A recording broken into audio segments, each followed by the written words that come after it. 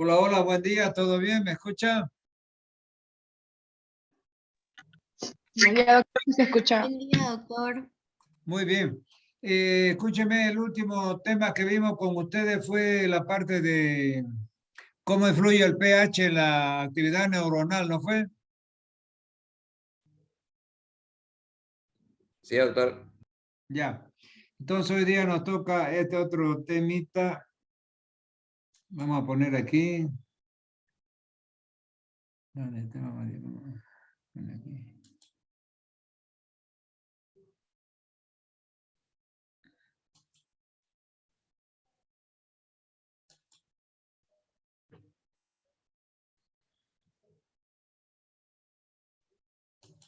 Aquí está.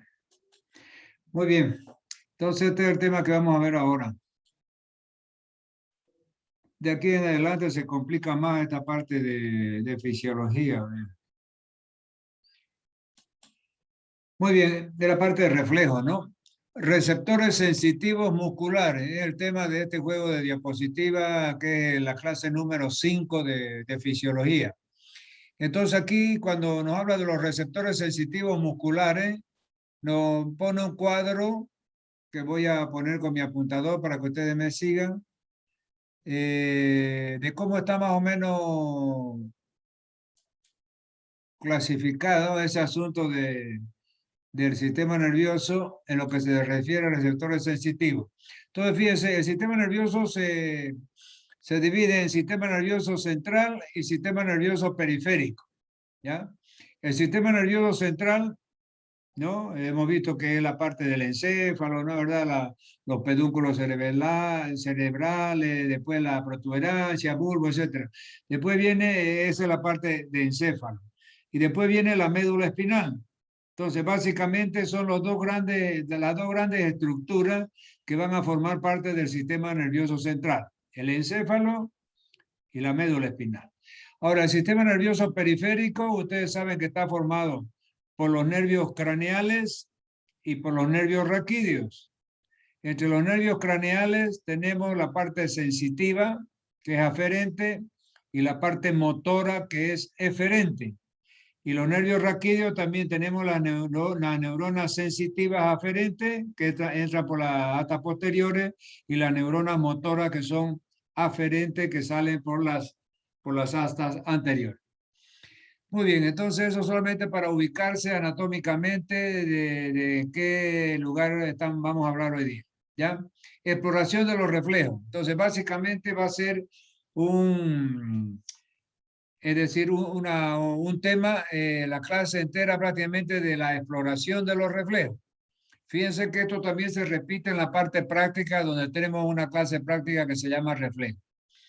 ¿Qué es un reflejo? Un reflejo neurológico depende de un arco que consta de una vía aferente que se pone en funcionamiento al estimular un receptor, un sistema eferente que activa un órgano efector y una comunicación entre ambos. La respuesta refleja es involuntaria, por lo que las pruebas de exploración de reflejos nos proporcionarán datos objetivos de disfunción neurológica. ¿Qué nos quiere decir? La exploración de los reflejos, es decir, cuando hacemos el examen físico del paciente, nos va a dar mucha información con relación al estado neurológico del paciente. Fíjense ustedes que con un equipamiento mínimo, con un equipamiento bien simple, como es un martillito de reflejo, ¿ya? Y una linternita para el reflejo fotomotor, nosotros vamos a tener un pantallazo de cómo está funcionando el sistema nervioso. Entonces, en este parágrafo nos está explicando la importancia de la exploración de los reflejos en el examen físico del paciente. Es decir, no necesitamos ser neurólogos o neurocirujano, es decir, para tomar los reflejos. Es decir, el médico general debería y debe tomar los reflejos cuando hace su consulta clínica en el consultorio, en el hospital, etc. ¿Ya? Y como les digo, el equipamiento es mínimo. Un martillito para reflejo que tiene su estilete en el cabo y tiene su brochita en el cabo para estimular distintos órganos para ver cómo responden desde el punto de vista reflejo. Sigamos. Reflejo de evitación del dolor. Entonces, fíjense que aquí nos está mostrando el famoso reflejo, es decir, básico que hay, ¿no? ¿Verdad? Donde entra una sensación y sale una reacción. Entra una sensación, o sea, sensación quiere decir que una sensibilidad. Y sale una orden motora. Entonces yo voy a ir aquí rápidamente con mi apuntador para que no nos perdamos a la figura y acompañemos bien. Y fíjense que aquí está un pie, ¿no es verdad? Pisando aquí un clavo. Aquí tenemos el sistema nervioso central y vamos a ver los pasos que suceden cuando alguien pisa con la planta del pie un clavo que está ahí en una madera ahí vieja, ¿no? Entonces, fíjense, primero, la neurona sensorial envía mensaje a la médula. Entonces, agarra a la persona y pisa el clavo. Ahí fíjense que por las astas posteriores de la médula, fíjense, pisó el clavo aquí, fíjense aquí, sigan el este dibujo, viene aquí, chan, chan, chan, y entra por el asta posterior de la médula. Fíjense, asta posterior de la médula entra la sensibilidad dolorosa. 2. Ahí en la médula, la interneurona envía mensaje a la neurona motora. Entonces, fíjense, aquí entró a la médula, aquí está el receptor de la sensibilidad dolorosa y ya pasa rápidamente a la motoneurona motora aquí y de aquí ya sale la orden motora para que la persona saque el pie y de encima del clavo. Entonces, fíjense los tiempos que tiene todo eso. Primero, la neurona motora sensorial envía mensajes a la médula. 2. La interneurona envía mensajes a la neurona motora, o sea, la motoneurona. 3. La neurona motora envía mensajes a los músculos de la pierna antes de que el cerebro pueda registrar el dolor. 4. La neurona sensorial manda mensajes del dolor al cerebro. O sea, fíjense, tras que viene la sensación dolorosa de la persona que pisa el clavo, entonces la sensación dolorosa entra por el asta posterior de la médula, va a la interneurona, de la interneurona va a la motoneurona, de aquí sale la orden motora para que se contraiga el músculo y se saque el pie. Y después, posteriormente, hay un filete nervioso que manda información hacia arriba, hacia el cerebro. Ya, para que el cerebro diga, oiga, señor cerebro, ha pisado un clavo y ya la motoneurona está mandando una orden para que saque el pie. Pero hay que mandarle en tiempo real prácticamente al cerebro para que él tome conocimiento de todas esas sensaciones motoras que el cuerpo siente. ¿De verdad? Muy bien. Sigamos. Aquí tenemos reflejos tendinosos. Entonces, fíjense acá ya el dibujo. Cuando tomamos el reflejo patelar, fíjense que este reflejo patelar, vamos a ver después, el reflejo pateliar o rotuliano. Entonces, nosotros con el martillito este vamos a percutir aquí en la apófisis anterior de la tibia. Si ustedes han estudiado anatomía, tienen que haber estudiado este reparo anatómico que está aquí. Aquí están el platillo tibial, de verdad, por abajo, después viene el fémur acá, los cóndilos del fémur que se apoyan aquí estos platillos tibiales, de verdad, ahí está la articulación de la rodilla. Entonces, abajito está la tuberosidad anterior de la tibia. Aquí en esta tuberosidad anterior de la tibia va a insertarse el tendón del cuádriceps. Fíjense, este es el músculo cuádriceps que está en la región anterior del muslo, ¿no? Su tendón viene y se inserta justo aquí en esta tuberosidad anterior de la tibia. Ahí donde se inserta este tendón del cuádriceps, el cuádriceps es el que va a hacer hiperextender la pierna sobre el muslo. Entonces, fíjense que percutimos aquí en la tuberosidad anterior de la tibia, donde está el tendón del cuádriceps, y automáticamente la persona eleva la pierna.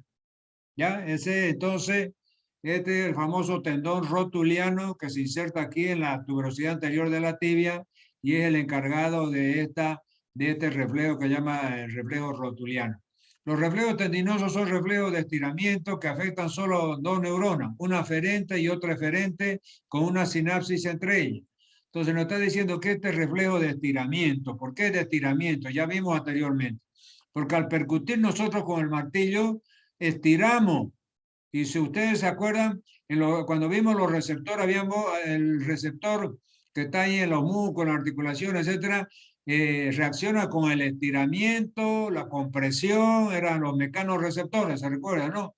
Entonces, al percutir nosotros con el martillo aquí, estiramos este tendón y ahí se va a iniciar el reflejo. Entonces va a ir la sensación, fíjense, por el asta posterior de la médula sensitiva, hace una sinapsis, después la única sinapsis en la motoneurona anterior, de ahí sale la orden para que el cuádriceps se contraiga y ahí viene la elevación de la pierna hacia arriba, la hiperextensión de la pierna. Este es el famoso reflejo rotuliano. Si yo le pregunto, ¿cuántas neuronas tiene el reflejo rotuliano? Tiene una sola neurona. Aquí en la neurona, en la motoneurona.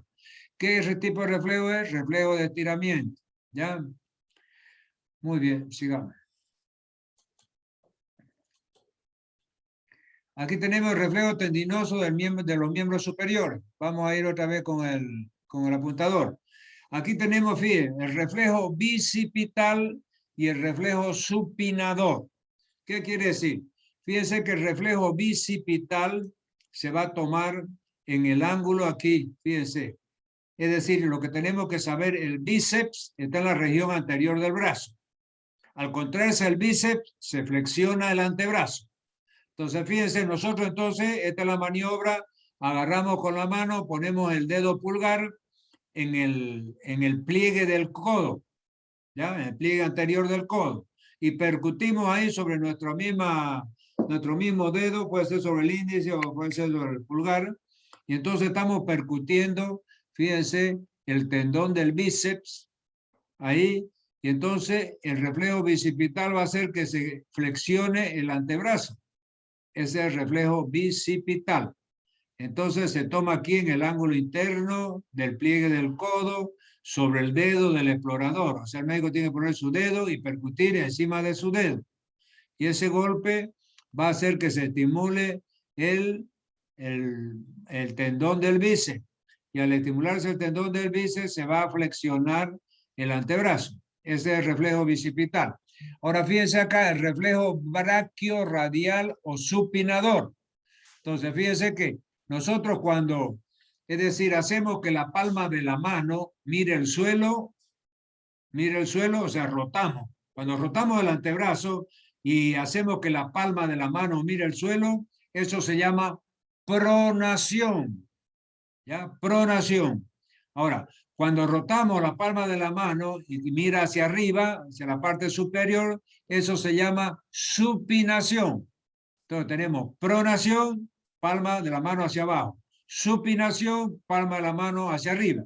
Entonces ese movimiento es el reflejo braquiorradial, cuando se produce la supinación. Nosotros, fíjense que vamos a percutir con el martillo. Voy a poner otra vez el apuntador. Vamos a percutir con el martillo aquí. Aquí, fíjense, en la apófisis estiloide del radio. Apófisis estiloide del radio. Al percutir ahí, fíjense que el brazo va a hacer que gire y ponga la palma, como queriendo poner la palma de la mano hacia arriba. Esa es la supinación. Por eso se llama reflejo supinador. Entonces se percute en la apófisis estiloide del radio y el brazo hace el antebrazo hace la supinación. Síganme. Aquí tenemos otro reflejo tendinoso, se llama reflejo tricipital. Reflejo tricipital. ¿Cómo se toma? Fíjense, aquí tenemos la cabeza, fíjense, del cúbito. Aquí en la parte posterior del codo tenemos así como un olecrano, ¿no verdad? El famoso olecrano del cúbito, y ahí vamos a percutir, bien ahí encima de, ahí ¿qué va a pasar?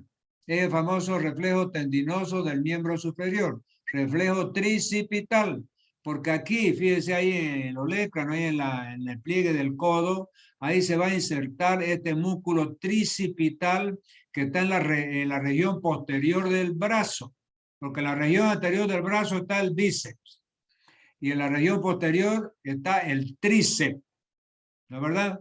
Entonces ese tríceps se va a insertar aquí en el olecrano del cúbito, en el pliegue del codo, en la parte posterior, y ahí usted va a percutir y entonces, ¿qué va a hacer?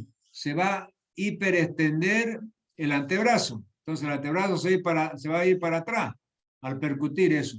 Entonces eso se llama, si percutimos el bíceps, veíamos que había flexión del antebrazo. Si percutimos el tríceps, va a ser extensión del antebrazo. Ese es el famoso reflejo tricipital, que se toma, fíjense, aquí en la región posterior del codo, aquí donde está el olecra. ¿Ya? Muy bien, sigamos. Aquí tenemos los reflejos tendinosos de miembro inferior. Tenemos el reflejo rotuliano, que ya lo acabamos de ver en toda su detalle. Fíjense aquí. Aquí está el médico, el que va a tomar el reflejo. Fíjense, pone la mano por detrás, ahí en la corva de una de las rodillas, en la parte de la articulación ahí de la flexión de la rodilla, la parte posterior. Y percute aquí en la tuberosidad anterior de la tibia, que habíamos dicho, donde se inserta el tendón del cuádriceps, y aquí entonces va a haber una hiperextensión de la pierna. La pierna se extiende, va para arriba, da como una patadita. Este es el reflejo rotuliano. Y después tenemos el reflejo aquiliano. Fíjense que el tendón de Aquiles, fíjense, se va a insertar aquí en esta parte del talón. ¿Ya? Aquí en esta parte del talón se inserta el famoso tendón de Aquiles, con tendón grueso. Si nosotros, es decir, aquí en el hueso calcáneo, fíjense en la parte superior, ahí se inserta el tendón de Aquiles. Si a nosotros percutimos ahí el tendón de Aquiles, entonces, ¿qué va a haber? Va a extenderse el pie, o sea, va a bajar, va a bascular hacia abajo el pie. ¿Ya? Porque fíjense, es decir, es como una flexión prácticamente del pie, porque en la parte anterior están los músculos flexores y en la parte posterior están los músculos extensores, ¿no es verdad? Entonces el pie va a caer hacia abajo cuando se percute este músculo llamado tendón de Aquiles. Por eso se llama reflejo aquiliano.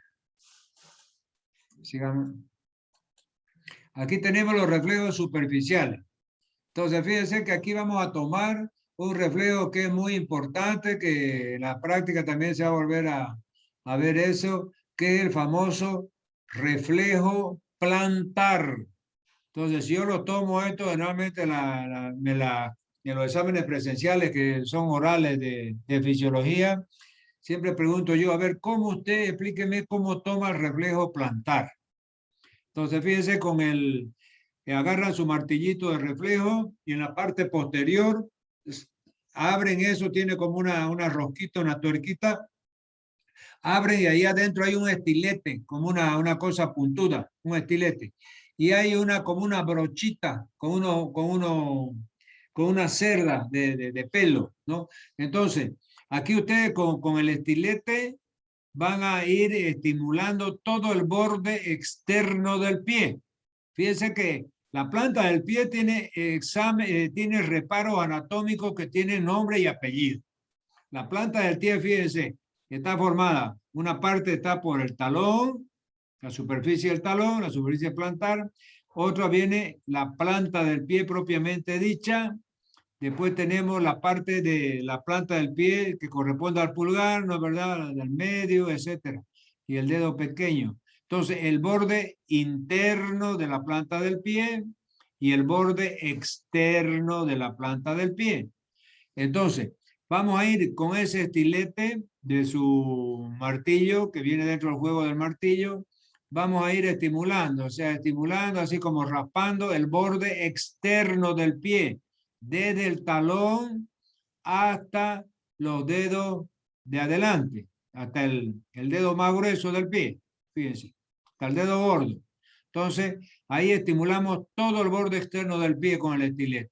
¿Y qué va a pasar? Fíjense, cuando tomamos el reflejo plantar, los dedos se flexionan. Hay flexión de los dedos del pie. Ese es el reflejo plantar normal. Ahora, cuando sucede esto que estamos viendo aquí, ya que en vez de flexionarse, se van a extender los dedos, y se va a abrir en abanico. Fíjense que este dedo gordo se separa del otro, del siguiente. Entonces, hay una extensión de los dedos y una apertura en abanico del dedo gordo del pie. Eso se llama reflejo de Babinski. O sea, cuando hay una flexión normal, es un reflejo plantar normal. Cuando hay una extensión de los dedos y apertura en forma de abanico, eso se considera un reflejo de Babinski. Y ese reflejo de Babinski es normal hasta los niños de 2 a 4 años, todavía es normal, el Babinski. Pero ya a partir de ahí para adelante, niño mayor o adulto, ya el reflejo de Babinski es patológico. Vamos a ver después, va a indicar lesión de vía piramidal. Aquí dice, consiste en contracciones musculares evocadas por estimulación cutánea. La respuesta plantar o signo de Babinski es el más importante de ellos. Otros ejemplos son el reflejo abdominal y los climactéricos. Bueno, entonces ya saben, el reflejo plantar normal es flexión de los dedos. El reflejo de Babinski es extensión de los dedos y se abren en abanico. Ya. Sigamos. Aquí tenemos signos de irritación meningia. Entonces, cuando los pacientes tienen meningitis, hay una irritación meningia. Ahí hay que tomar los reflejos de Kerning y de Brusinski. ¿Cómo es el reflejo de Kerning? Como el paciente cuando tiene meningitis, tiene rigidez de nuca, rigidez de miembros, etcétera, dolores de cabeza y toda una sintomatología, ¿no? Entonces, cuando usted toma, por ejemplo, en este caso, un niño, el reflejo de Kerning es, usted quiere levantarle una de las piernas, pero en extensión. O sea, fíjense, el médico aquí hace presión sobre la rodilla para que la pierna esté completamente extendida. Entonces, él quiere levantarle la pierna, asegurándose de que la pierna esté completamente extendida. Para eso el médico hace una presión hacia abajo, fíjense aquí en la rodilla, ¿no? Pero ¿qué va a pasar? Cuando levanta la pierna así media rígida, en estado de extensión, es decir, el niño en este caso tiende a doblar la pierna, como tiene esa rigidez de los músculos de la nuca, rigidez del cuerpo, etcétera. Entonces la pierna tiende a flexionarse. Ese es el signo de Kerning en la meningitis. Ahora vamos a ver el otro, el de Brusinski. Aquí tenemos el signo de Brusinski, fíjense. Como hay rigidez de nuca, entonces el médico quiere levantar el cuerpito del paciente y lo agarra de la nuca. Entonces la nuca está rígida y se levanta todo en bloque, fíjense, la parte de la cabeza. En ese momento que está levantándole la cabeza, el paciente que tiene meningitis, él flexiona la rodilla. Ese signo se llama Brusinski. Entonces, si yo le pregunto cuáles son los dos reflejos que hay que tomar para cuando se sospecha una meningitis, entonces me tiene que decir es el reflejo de Kerning, que es con el signo de Kerning, y el reflejo de Brusinski con el signo de Brusinski. O sea, ambos reflejos indican irritación meningia. ¿Ya? ¿Aló? Hola. Oiga, mi querida Lili, yo estoy dando ahorita clases de fisiología justamente, ¿no? ¿Lo llamo después? ¿Ya? ¿O era algo rápido? ¿Qué era? Ah, no, me dijeron que iba a llevar hasta hoy día a la mediodía. Pero a ver, yo le voy a hablar ahorita, ¿ya? Termino la clase y le hablo. ¿Ya? Ok, chao, chao.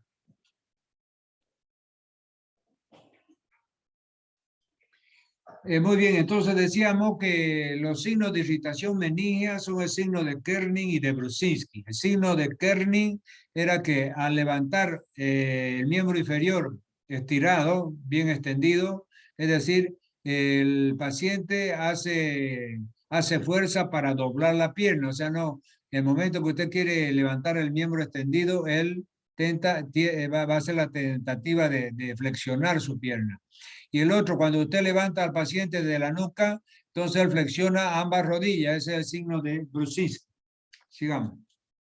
Aquí tenemos un signo de tetania. Fíjense que cuando hay hipocalcemia, ¿ya? Que es llamada de tetania, ¿ya? Signo de tetania, dice. En la tetania, la disminución del calcio ionizado de plasma produce un aumento de la excitabilidad de los nervios. Y entonces produce esta mano de partera, que se llama.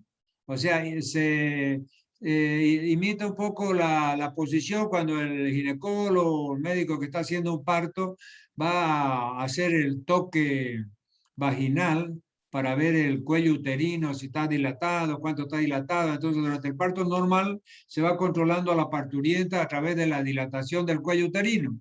Entonces, esa posición, cuando el ginecólogo, la partera, etcétera, va a hacer el toque rectal, es decir, adopta la mano más o menos esa flexión carpopedal que se llama, ¿no? Mano de partera o mano de comadrona, ¿ya? Eso se debe a la hiperexcitabilidad que produce la disminución del calcio. Entonces vamos a leer ahí. Signo de tetania. En la tetania, la disminución del calcio ionizado del plasma produce un aumento de la excitabilidad de los nervios. A menudo los calambres musculares dolorosos se ven precedidos de sensaciones de alfileres y agujas en las manos, pies y alrededor de la boca. El hallazgo característico es el espasmo carpopedal. Las manos adoptan la posición que se conoce como mano de comadrona o partera, ¿no? En la que existe oposición del pulgar con extensión de las articulaciones interfalángicas y flexión de las metacarpofalángicas, como se muestra en el dibujo. Entonces, esta es la famosa contracción carpopedal o mano de partera o mano de comadrona, ¿ya? Y eso aparece en la hipocalcemia. Cuando disminuye el calcio en sangre, entonces hay una hiperexcitabilidad nerviosa. Y este es el llamado signo de tetania, esta posición de la mano. Sigamos.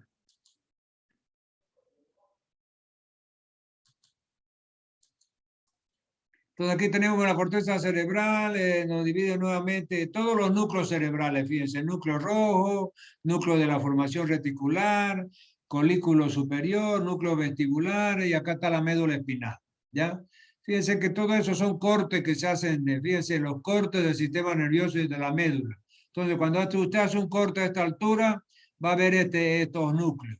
El núcleo del tracto córtico espinal, aquí tráctico rubro espinal, ¿la verdad?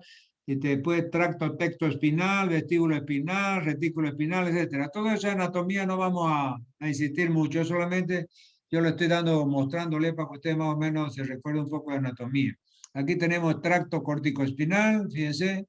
Después yo hago otro clic y aparece el tracto tectoespinal y vestíbulo espinal. Hago otro clic y aparece el tracto retículo espinal vulvar y retículo espinal continuo. Todo eso es anatomía. Ahora vamos a ver, entrar en área motora primaria. O sea, vamos a ver la parte de corteza cerebral. Ahí en la corteza cerebral tenemos la área motora primaria, que es el área 4 de Brodmann. Se localiza en la primera circunvolución de los lóbulos frontales, la excitación de una sola motoneurona cortical excita de ordinario un movimiento concreto en lugar de un solo músculo específico. Estimula un patrón de diferentes músculos, ¿ya?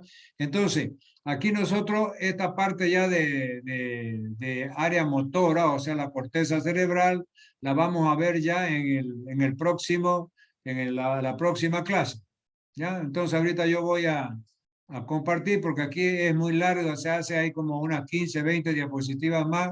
Entonces yo voy a ir segmentándole esta para que puedan ir ustedes sedimentando el conocimiento. ¿Ya? Sigamos. A ver, voy a compartir ahí para que ustedes hagan alguna preguntita, si ha quedado algo en el tintero ahí. A ver, adelante. Pero, hombre. Ahí está, muy bien. Yo le pongo el chat. Si alguien quiere hacer alguna pregunta, adelante, lo escucho. Con relación a los reflejos, ¿no? Porque esta habla va a ser prácticamente puro reflejo. La otra habla va a ser pura corteza cerebral y así vamos a ir avanzando.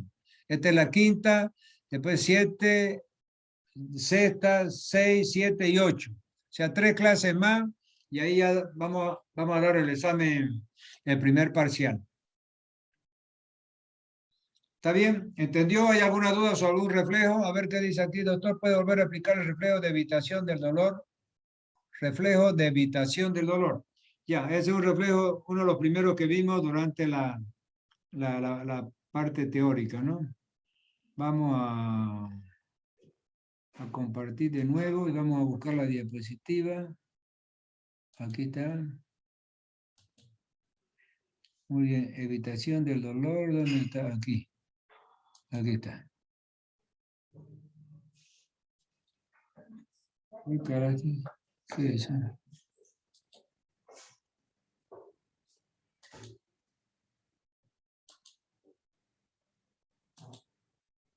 Evitación del dolor.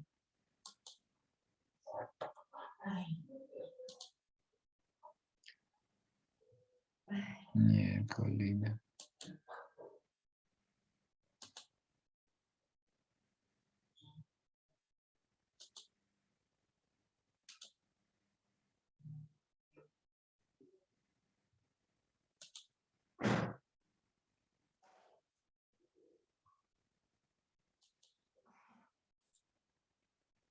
Bien, que no consigo.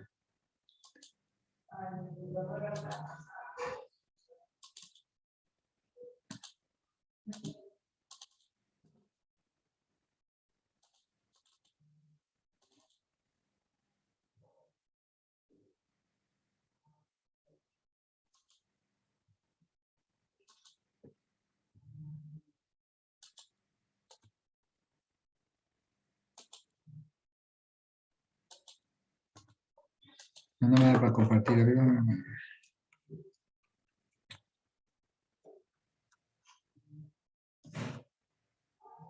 Ahí está. Reflejo de evitación del dolor. Decíamos que este reflejo de evitación del dolor, tenemos una persona que pisa un clavo. Entonces, al pisar el clavo, la sensación dolorosa entra por el asta posterior de la médula.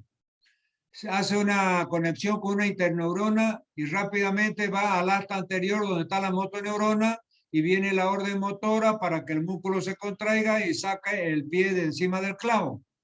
Y además hay un filete nervioso que va al cerebro a avisarle al sistema nervioso central de que hay una persona que pisó un clavo y que está con dolor y por lo tanto ya se ha mandado una orden a la motoneurona anterior para que saque el pie. Entonces, esa es de simple y fácil. Si le vuelvo a repetir la secuencia de la neurona sensorial, envía un mensaje a la médula. 2. La interneurona envía otro mensaje a la motoneurona anterior de la médula. 3. La neurona motoneurona manda mensaje al músculo para que se contraiga y saque el pie. Y 4. Otro filete nervioso manda un mensaje al cerebro avisándole de que ha habido una lesión en la planta del pie y la motoneurona ha mandado una orden para estimular el músculo. ¿Está bien? ¿Sí? Hola, hola. Sí, doctor, se entendió. Muy bien. A ver, otra pregunta.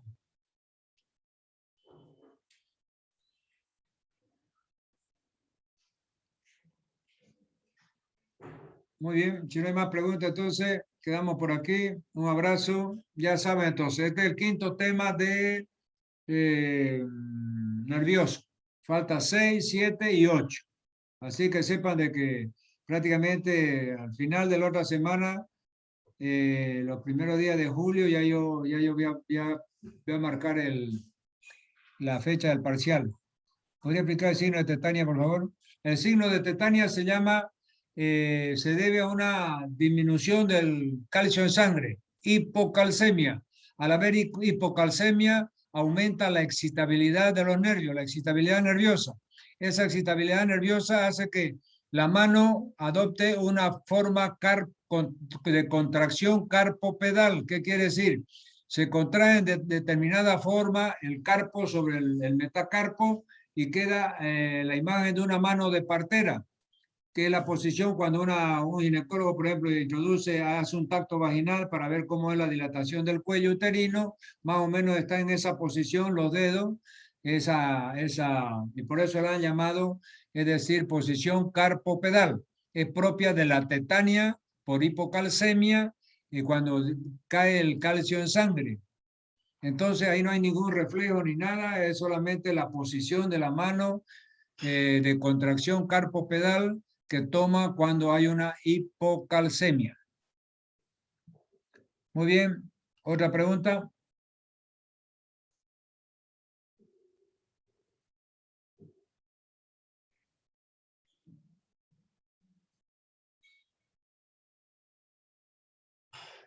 Muy bien, si no hay más preguntas, entonces un abrazo, nos vemos a la próxima clase. Chao, chao.